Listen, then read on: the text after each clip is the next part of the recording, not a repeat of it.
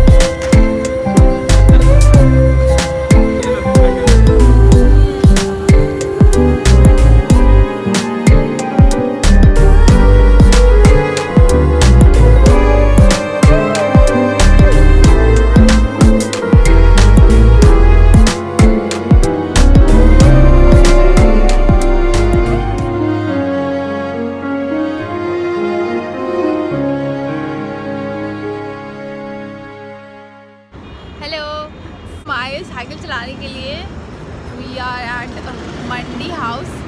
सो हम यहाँ से ये साइकिल जो ये इलेक्ट्रिक बाइक है, हम यहाँ से ही उसको रेंट करते हैं। साइकिल राइड के लिए आज आए थे शाम को ही। अब तो हमारी राइड ख़त्म हो चुकी है, अब हम इसे सबमिट करेंगे।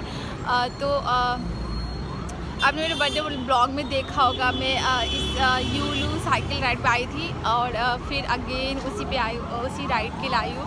तो ये हम मंडी हाउस से पिक करते हैं साइकिल, और अभी भी हम मंडी हाउस में हैं क्योंकि हम अभी साइकिल सबमिट करने वाले हैं। So it's amazing.